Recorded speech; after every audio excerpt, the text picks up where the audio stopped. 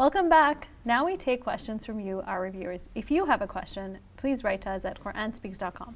So, Dr. Shabir, we have a question from someone in Netherlands.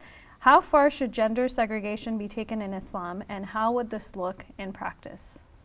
Well, a lot of things in the Quran are described very vaguely. When instructions are given, they're given in a broad manner. And the specifics are often given either in hadith or in further interpretations by Muslim scholars over time. Now, if we go back to the Quranic basics, so we see that the Quran allows for a wide degree of, or a close sort of interaction between men and women, so long as this does not cross the line and go into indecent behavior. That's generally the Quranic parlance on this.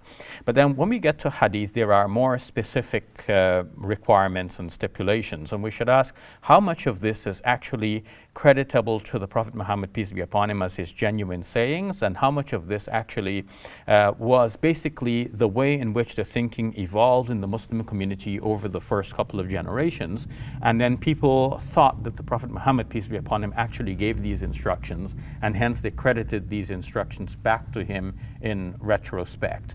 Now, it is interesting in the midst of all of these narratives, however, that there is an indication, even in hadith, that a certain allowable limit is given, or you can say a certain allowable leeway is given, so long as unacceptable limits are not crossed.